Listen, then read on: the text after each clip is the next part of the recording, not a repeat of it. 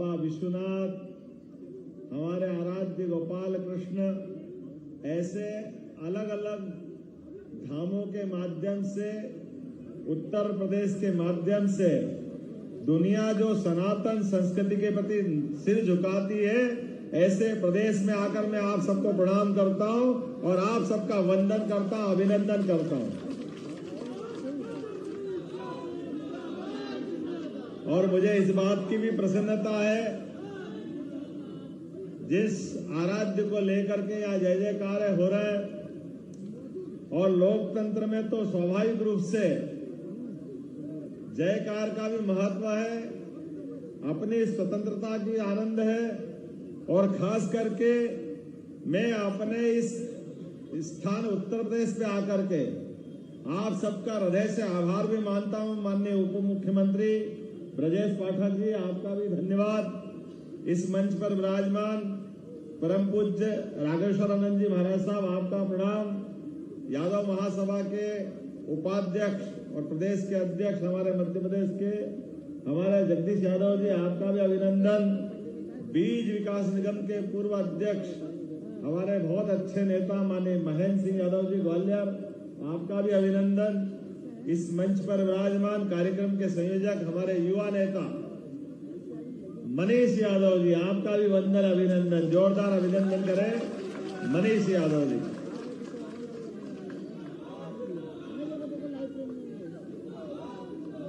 इस अवसर पर मंच पर विराजमान प्रशांत राव जी, जरा आप तालियां बजाते रहो, मैं नाम बताता रहूंगा। आनंद जी, राहुल कोठारी जी, राम नरेश जी, अरविंद जी, शेर जंग सिंह जी, अमित यादव जी, आचार्य योगेंद्र मेघावी जी, महाराज जी ने अच्छा मंत्र पढ़ा है, विवेक यादव जी। इस अवसर पर हमारे समाज के सभी वरिष्ठ जन और मेरे अपने सभी स्नेही मित्रजन, स्वजन, उत्तर प्रदेश की वो धरती है जो नारा ही लगाती, नारे को सार्थक भी करती है। जय यादव, जय माधव। अब ये हमारे नारे में सब कुछ आ जाता है। ये जय जयकार किसी समाज विशेष की नहीं है, किसी जाति विशेष की नहीं है। ये समाज में आने वाली आवाज 5000 साल के उस काले कष्ट वाले समय को याद दिलाती है, जब धर्म की हानि हुई, हाहाकार मच रहा था। ऐसे समय पर एक ऐसे बालक का जन्म होने के पहले से घटाएं, काली घटाएं, जैसे आज पूरा माहौल अलग ढंग से बता रही थी। ऐसा लग रहा था भगवान कृष्ण का वो जीवन का काल, जब उनका अपना जन्म होने वाला है। इंद्र उस समय भी परीक्षा ले रहा था और इंद्र आज भी परीक्षा ले रहा है। मुझे इस बात की प्रसन्नता है, मैं जिनके सामने बात कर रहा हूं, ना ये उस समय झुके थे, ना ये आज झुके हैं। जैसे थे वैसे के वैसे ही है। ये जो हमारा आनंद है, मनीष का जोश समुद्र की लहरों की उफान की तरह आगे आ रहा है। लेकिन मनीष, तुम बैठ जाओ, मैं तो खुद आपके साथ ही हूं। हम अपने भावनाओं के जो ज्वार है उसका बचा के रखे, ये ताकत हमको और काम आएगी। अभी हमारी ताकत की जब जरूरत पड़ेगी तब उसका सदुपयोग करेंगे। अभी आज अपने बीच में, मैं आपके बीच में जो आया हूं, तो एक और रिश्ता मेरा उत्तर प्रदेश से भी है। मेरी ससुराल भी, उसके संबंध भी उत्तर प्रदेश से ही जुड़ते हैं। तो एक तरह से तो मैं अपना एक रिश्ता अलग प्रकार से उत्तर प्रदेश से देखता हूं। और मेरे फोर फादर लगभग 400 साल पहले आजमगढ़ से ही गए थे, तो वो रिश्ता भी है कि मैं अपने घर आया हूं, ऐसा मुझे लगता है। इसलिए इस धरती से विशेष प्रकार का प्रेम भी मेरा है। और काल के प्रभाव में केवल मैं नहीं, हम में से कोई भी निकला हुआ गोपाल, जिसका गोपाल कृष्ण से संबंध आता है, वो अपनी पहचान किसी को बोले बिना बताए उसकी पहचान अपने आप बन जाती है। ये भगवान कृष्ण का आशीर्वाद भी है। और ये तो हम अगर भगवान कृष्ण के जीवन काल से देखें और सीखें तो भी ध्यान में आ जाएगा। एक ऐसा बालक जिसके पैदा होने के पहले जिनके 7 भाई बहनों को अपने प्राण की कुर्बानी देना पड़े, उनका उत्सर्ग करना पड़े, कितना कठिन होगा ये मैं जो बोल रहा हूं। एक ऐसे बालक जिनके पैदा होने के पहले माँ बाप को जेल जाना पड़े, वसुदेव देवकी महाराज को जेल के अंदर 20 साल निकालना पड़े, कितना कठिन काल होगा। लेकिन और जिनके लिए बच्चा पैदा होने के तुरंत बाद लोग उसको हवा नहीं लग जाए इस डर के मारे छिपा के रखते हैं, लेकिन जिस बच्चे को पैदा होते उफनती जमुना जी में जाना पड़े, और जो अपनी माँ का, सगी माँ का तो दूध भी नहीं पी सके, कितना कष्ट होगा उसकी माँ को भी, और उस बालक का कितना बड़ा एक तरह से परीक्षा का समय होगा। लेकिन मुझे इस बात की प्रसन्नता है, हमारे पूरे देश, और देश तो क्या पूरी सनातन संस्कृति, इसी कारण से तो भगवान राम और भगवान कृष्ण की संस्कृति मानी जाती है कि दुनिया की कितनी चुनौतियां हो, कितने ही कष्ट हो, हमारी सनातन संस्कृति ना झुकी है ना झुकेगी, ये हमें इस बात का गर्व है। भगवान राम का जीवन, पूरा का पूरा जीवन मर्यादा के अंदर रहने का है। ये आज नहीं 17 लाख साल पहले से भगवान राम का प्रादुर्भाव लगभग 17 लाख साल पहले माना गया है। लेकिन 17 लाख साल के बाद भी 5000 साल पहले भगवान कृष्ण का जो जन्म हुआ, तो जिनने मर्यादा तोड़ी, उनको मर्यादा सिखाने का काम अगर किसी ने किया है, हमको गर्व है, वो गोपाल कृष्ण भगवान है। जिनने अच्छे अच्छे को ठिकाने लगा दिया, जिनके रोम रोम में धर्म समाया हुआ है, जो धर्म के अनुसार चलने के लिए मर्यादा में लोगों को रखना जानते हैं, जिनको कोई किसी प्रकार के भय नहीं, बड़ी से बड़ी चुनौतियां, बड़ी से बड़ी ताकतें, बड़ी से बड़ी सत्ताएं जिनके आगे बोनी लगती है, जिनके आगे छोटी लगती है, हमें इस बात का गर्व है। हाँ, हम उस वंश के हैं जहां हम अपने श्री कृष्ण से हमारा संबंध जोड़ते हैं। और आप कल्पना तो करिए कितने प्रकार से भगवान की परीक्षा हुई, लेकिन कोई एक परीक्षा में भगवान कमजोर हुए क्या? 11 साल की उम्र में कंस का नाश कर देते, लेकिन उसके बाद भी समाज के लिए शिक्षा का महत्व क्या है, ये हमको सीखने वाली बात है। भगवान आते तो वृंदावन गोकुल से हैं, उनकी उस समय तक शिक्षा दीक्षा नहीं हुई, लेकिन समाज में आज भी हम सबको इस बात का महत्व रखना है कि हमारे घर में शिक्षा होना चाहिए।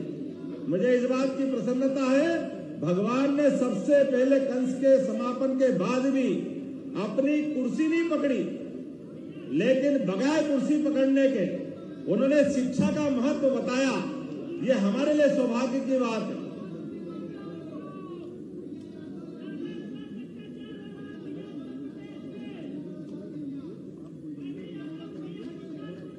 भैया, ये जो आप मेरे को दिखा रहे हो सकता उनको दिखाओ जो आपकी लीडरशिप का ठेका लेके वर्षों तक आपकी छाती पे मूंग गल रहे थे। मेरे आगे 2-4 लोगों को बताने से काम नहीं चलेगा। आप उनके पास जाओ जिनके पास 4-4 बार के मुख्यमंत्री का पद जिनके घर में था, ये उनके पास जाके बताओ कि हाँ, हमारा पुरुषार्थ पराक्रम क्या कह रहा है। आज के इस अवसर पर जो मैं आपके बीच बात करने आया हूं, मेरे पास तो 2 ही बात है। अपने समाज के स्वजनों से मिलने का सुख भी है, और आपके सामने ये इतना बड़ा आकाश है जिनके माध्यम से हम अपने समाज को वर्तमान में यशस्वी प्रधानमंत्री के नेतृत्व में हम निकल करके, कोई बात नहीं, आराम से चलने दो भाई। भगवान कृष्ण की बात जहां आएगी वहां थोड़ा उल्टा पुल्टा नहीं हुआ तो मजा ही नहीं आएगा। बोलो गोपाल कृष्ण भगवान की। हमारे अपने वंश में तो ये सामान्य बात है, अगर कुश्ती नहीं हो तो काहे का यादव, लाठी में दम नहीं हो तो काय का यादव। अरे ये वो वंश है जो कालिया नाग के ऊपर भी कालिया नाग को बस में करके नृत्य करते हुए समाज में शांति का पैगाम देता है। हमें इस बात की प्रसन्नता है। जो कालिया नाग की चुनौती से भी डरता नहीं है, जो इंद्र को चुनौती देता है, इंद्र से कहता है कि तू वर्षा कर ले, कष्ट लिया कितने ला सकता है, लेकिन ऐसे कष्टों के बीच भी सारे ग्वाल बाल सारे समाज जनों को ले जा करके सबके साथ खड़े होकर के जो मन में है वो अपने मन मस्तिष्क से समाज में स्थापित कर देता है। मुझे इस बात की प्रसन्नता है। बदलते दौर में, आज के समय में, लोकतंत्र में मैं तो इस बात के लिए धन्यवाद देना चाहूंगा आप सबको भी कि मैं जब आया था तो मुझे लगा था कि मैं जहां जा रहा हूं वहां ऐसा माना जाता कि समाज का एक ही परिवार ठेकेदार है। मुझे इस बात की प्रसन्नता है, समाज किसी का ठेकेदार वाले को व्यवस्था से अपने आप को बाहर लाता है, जिसकी अपनी स्वयं की पहचान है, और ये होना भी चाहिए। मुझे इस बात का गर्व है कि आपके यहां से निकला हुआ एक किसान परिवार का बेटा, जिसने अभाव और कठिनाइयों से बढ़ा, लेकिन अभाव और कठिनाइयों के बावजूद भी मुझे इस बात की प्रसन्नता है। मैं कोई दल विशेष का अभी प्रचार करने की बात नहीं कर रहा हूं, लेकिन इस बात के लिए तो धन्यवाद दूंगा कि मेरे पिताजी कोई मुख्यमंत्री नहीं थे, मेरे पिताजी कोई राजनीति में नहीं थे, मेरे परिवार वाले इन व्यवस्थाओं को जानते भी नहीं है, लेकिन उसके बावजूद भी मेरे अपनी पार्टी के लोगों ने मुझे उज्जैन विकास प्राधिकरण का अध्यक्ष बनाकर 8 साल वो दर्जा दिया, राज्य मंत्री का 2003 से 2010 तक। मुझे इस बात की प्रसन्नता है। उतने में नहीं रुकी, पार्टी ने फिर एक और बार मौका दिया। 2010 से 2014 तक मध्य प्रदेश पर्यटन विकास निगम का अध्यक्ष, कैबिनेट का दर्जा देकर के मौका दिया। और मुझे इस बात का गर्व है, मेरी पार्टी तो इतना अच्छा सोचती है। आप तो भाग्यशाली हो, इतनी बड़ी आबादी, इतनी संख्या में रहते हो। मेरी विधानसभा में तो अपने स्वजन 500 भी नहीं है, 2,80,000 वोट में से, लेकिन सारा समाज साथ रहता है। मोदी जी खाली कहते ही नहीं है सबका साथ, खाली बोलते नहीं है, तो एक गारंटी भी देते हैं कि मोदी की गारंटी है समाज में केवल 4 ही जातियां रहेगी। और हमने सबने देखा कि जहां 500 आबादी नहीं है, वहां से मुझे एक बार नहीं 3-3 बार टिकट देकर के अपने समाज का गौरव बढ़ाया। मुझे इस बात की प्रसन्नता है।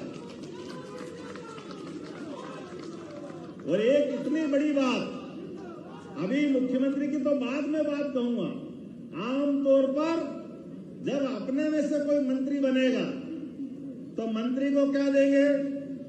खेलकूद मंत्री, कोई ऐसा पशुपालन विभाग, कोई और चीज। लेकिन मुझे इस बात की प्रसन्नता है कि जैसे ही मैं दूसरी बार विधायक बना तो प्रदेश की उच्च शिक्षा विभाग का पूरा प्रभार मुझे दिया गया। मुझे इस बात की प्रसन्नता है, ये हमारे समाज का गौरव। लगभग 4 साल पहले और उससे आगे बढ़कर मैं तो आपने टीवी में देखा भी होगा, उस लाइन में भी नहीं बैठा था, लगभग आखिरी पंक्ति में बैठा। और हमारे अपने इस मध्य प्रदेश के अंदर एक बार नहीं, ऐसे आज से 15 साल पहले ऐसे ही यादव परिवार को उठा करके बाबूलाल जी गौर को मुख्यमंत्री बनाया था। और ऐसे कैसे इस बार मुझे सीधे सहज बोला, पहली बार तो मैंने भरोसा ही नहीं किया, क्योंकि मैंने अपने मुख्यमंत्री कोई बनता तो बहुत पैसे वाला होना चाहिए, बहुत सारे विधायक का समर्थन होना चाहिए, बहुत सारे प्रकार के परिवार का बैकग्राउंड होना चाहिए। मेरे अपने परिवार में तो ये कुछ नहीं था। मेरे अपने परिवार से कोई दूसरा विधायक नहीं, मेरे परिवार से कोई सांसद नहीं, मेरे परिवार से कोई मंत्री नहीं, मेरे परिवार के इस पहले राजनीतिक क्षेत्र में इस प्रकार की कोई व्यवस्था नहीं। लेकिन उठा करके सीधा मुख्यमंत्री का जवाबदारी दी है। मैं इस बात का धन्यवाद देना चाहूंगा। जिस बात को लेकर के कई लोगों के पेट दुख रहे हैं। लोग तो इतना ऊंचा सोचते हैं, मैं तो सोचता भी नहीं हूं। मुझे तो नाम लेने में भी कष्ट होता, अच्छा नहीं लगता है, थोड़ा संकोच करता हूं, क्योंकि हम जिनकी जय जयकार करते भगवान कृष्ण की, उन्होंने राजनीति को अपने घर में नहीं आने दिया। लेकिन लोगों को समझ में नहीं आता, मेरे आने के पहले एक सभा करके जान करते इस सभा को बिगाड़ने का प्रयास कोई करता है, अपने लोगों को सावधान करने का प्रयास करता है। अभी तो हमने कुछ किए ही नहीं है, अभी तो अपने लोगों से मिलने ही आए हैं और निमंत्रण देने आए हैं। भगवान ने जहां 64 कला, 14 विद्या, 4 वेद, 18 पुराण, कोई एक बालक 64 दिन में कैसा निष्णात हो सकता है? वो एकमात्र है, वो यदुवंशी गोपाल कृष्ण, जिनने शिक्षा के मामले में उस समय के सारे रिकॉर्ड ध्वस्त करते हुए कितने कम समय में जो ज्ञान अर्जित किया, वो हम सबको ज्ञान से जोड़ता है, शिक्षा से जोड़ता है। उसके माध्यम से हम संदेश लें, प्रत्येक परिवार में बच्चा हो या बच्ची, उसकी शिक्षा दीक्षा जरूर कराएं, पढ़ाई पे ध्यान दें। जब आप पढ़ लिख के आगे बढ़ते हो तो स्वाभाविक रूप से आज भी ये उदाहरण है, कोई उदाहरण ऐसा नहीं है कि गुरुकुल में सारी शिक्षा हुई हो। और युद्ध के इतने भीषण माहौल में जब कौरव पांडव के आमने सामने की सेना थी, ऐसी भीषण सेनाओं के कोलाहल के बीच में भी जो युद्ध को रोकने के लिए जो अपने गुरुकुल में सीखा, जिनके मुंह से जो मंत्र निकले, जो शिक्षा निकली, आज भी 5000 साल बाद श्रीमद् गीता जी के लिए कोई विकल्प नहीं है। गीता के शब्द एक 18 अध्याय में जो कहे गए, वो पूरे देश के लिए, और देश तो क्या दुनिया के लिए उससे पवित्र ग्रंथ कोई नहीं हो सकता है जो गोपाल कृष्ण ने अपने मुंह से बोला था। भगवान राम, भगवान कृष्ण, जिनकी जय जयकार करते हम बात कर रहे हैं। मुझे इस बात की प्रसन्नता है, आपको तो निमंत्रण दे रहा हूं मैं, आपने सारे स्वजाति बंधु, हमारा अपना देश, ये कई जन्मों के पुण्य के बाद हमारा मौका मिला है कि हाँ, हम हिंदुस्तान के निवासी हैं, और इस निवासी होने के नाते से आज ये समय आया है कि कोई गरीब परिवार का, कोई यादव परिवार का मुख्यमंत्री बनता है, कोई एक छोटी जाति का देश में प्रधानमंत्री बनता है। किसी प्रकार का व्यक्ति जिसमें योग्यता है उसको मौका मिलता है। आज मध्य प्रदेश में मौका मिला है, ये दूसरी पार्टी को सबक है। अब परिवार से बाहर देखो, कोई भी बन सकता है, किसी के लिए अवसर की कमी नहीं है। अब इस बात को देखने की जरूरत, हमारा मन खोलो, एक परिवार से बाहर आओ, एक परिवार के अंदर दरवाजा बंद करके अगर आप अपने परिवार को बढ़ाओगे तो ये समाज उसको स्वीकार नहीं करेगा। और समाज आगे बढ़ा है और जिसको भी मौका मिले, लेकिन एक बात है, परमात्मा जब मौका देता है तो अवसर भी ढूंढता है, सुयोग्य व्यक्ति ढूंढता है। आज इसी कारण से दुनिया की अर्थव्यवस्था गिर रही है, दुनिया में हाहाकार है, लेकिन दुनिया के सामने भारत वो उदाहरण बन के खड़ा है, जिसके कारण से पूरी दुनिया की दृष्टि हमारे देश के प्रति है। पूरे दुनिया की दृष्टि अब अपने प्रदेशों की तरफ देख रही है, जो उत्तर प्रदेश हो सकता है, मध्य प्रदेश हो सकता है, बिहार हो सकता है।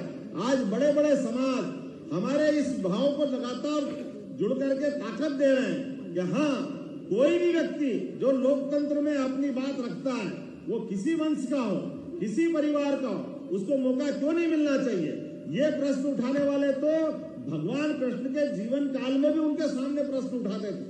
भगवान के कष्ट क्या थे, भगवान को कदम कदम पे इन्हीं चुनौतियों से सामना करना पड़ा। लेकिन मुझे इस बात की प्रसन्नता है, पूरे जीवन भगवान ने धर्म के मार्ग पे चलते चलते लगातार संदेश दिया, ये समाज धर्म के मार्ग पे चलने वाला समाज है। ये वंश भगवान कृष्ण की जय जयकार वैसे ही नहीं करता। मुझे इस बात की प्रसन्नता है, आज आपसे मिलने का मौका मिला। आप सबको भी निमंत्रण देता हूँ, मौका पड़े तो मध्य प्रदेश जरूर आना। हम सब मिल करके भगवान कृष्ण की उस शिक्षा स्थली पे चल करके आनंद मनाएंगे।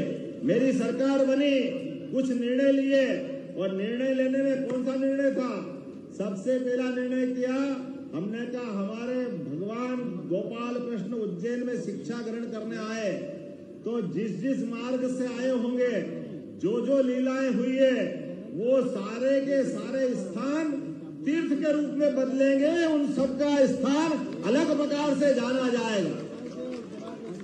वो भगवान कृष्ण की शिक्षा स्थली उज्जैन होगा। वो रुक्मणी के साथ जो हरण के समय भगवान का रुक्मी से युद्ध हुआ, धार के पास अमजेरा, वो तीर्थ बनाएंगे। वो जाना पाओ जहाँ भगवान कृष्ण को सुदर्शन चक्र परशुराम जी ने दिया, वो जाना पाओ को तीर्थ बनाएंगे। ऐसे कौन कौन से स्थान हो सकते हैं? प्रत्येक स्थान को तीर्थ में सरकार के माध्यम से बनाएंगे। मुझे इस बात की प्रसन्नता है। और केवल भगवान कृष्ण के नहीं, भगवान राम के भी हमको मालूम है। अयोध्या में आनंद आया, अब चित्रकूट की तरफ पूरी दुनिया देख रही है। और चित्रकूट वो धाम है जहाँ भगवान कृष्ण के पहले भगवान राम, क्योंकि एक तरह से माना गया दोनों अवतारी पुरुष एक ही है, तो भगवान राम ने चित्रकूट में 11 साल का समय गुजारा। चित्रकूट की धरती पर भी मध्य प्रदेश सरकार उसको भी तीर्थ बनाने के लिए एक और थोड़ा उसमें पेच है, क्योंकि चित्रकूट आधा उत्तर प्रदेश में है, आधा मध्य प्रदेश में। तो हमने कहा कि मध्य प्रदेश सरकार उत्तर प्रदेश सरकार के साथ मिलकर के चित्रकूट को भी अलौकिक धाम बनाएगी, उसके लिए भी कोई कसर बाकी नहीं रखेगी। और केवल चित्रकूट क्यों, आपके भगवान बाल रूप में अपने अयोध्या में पुजाते हैं, तो राजा राम के रूप में ओरछा में उनकी मान्यता है। तो क्या ओरछा, क्या मैयर की माता, या कोई सा वो स्थान, प्रत्येक देवस्थान। और इतना ही नहीं, अपने समाज जन जो पिछड़े हैं, जो अन्य प्रकार की जातियां भी हैं, कोई बच्चा डॉक्टर, वकील, इंजीनियर इस देश में पढ़ना चाहता है, डॉक्टर बनना चाहता, 10 लाख की फीस देना हो, 15 लाख की फीस देना हो, अगर वो अपनी परीक्षा पास कर लेता है, सारा पैसा अपनी सरकार देगी, उसको डॉक्टर बनाने का अधिकार सरकार देगी। और केवल मध्य प्रदेश में नहीं, मध्य प्रदेश के बाहर विदेश में भी जाएगा। और डॉक्टर, वकील, इंजीनियर, MBA जिस भी क्षेत्र में जाना चाहे, प्रत्येक क्षेत्र में सरकार उसकी पूरी फीस भरेगी। गरीब बच्चा भी डॉक्टर बनना चाहिए, ये हमारी सरकार का विचार है। अपने परिवार के बच्चे क्यों नहीं बनना चाहिए? केवल गरीबी के कारण वो छूटे, ये बात किसी को हजम नहीं होती। खास करके आज के समय में मैं आपके बीच में केवल एक निमंत्रण देकर अपनी बात समाप्त करूंगा। कभी भी आपको मौका मिले, आप यहाँ खुशहाल रहें, आबाद रहें, लेकिन और आने वाले समय में अपने काम धंधे को फैलाना है तो मध्य प्रदेश और उत्तर प्रदेश भाई भाई है, दोनों में कोई अंतर नहीं है। सदैव आपका स्वागत रहेगा, बार बार हम मिलते रहेंगे, एक दूसरे के साथ संवाद होता रहेगा। और कोई किसी के पेट में दुखे, मेरे को फर्क नहीं पड़ता है। जब भी आप बुलाओगे, आपका ही भाई हूँ, जब बुलाओगे दौड़ा दौड़ा चला आऊंगा। बहुत बहुत धन्यवाद। भारत माता की जय। इस ओजस्वी वक्तव्य के लिए जरा जोरदार तालियां होनी चाहिए माननीय मोहन यादव जी के लिए। अद्भुत तरीके से उन्होंने बोला है, बहुत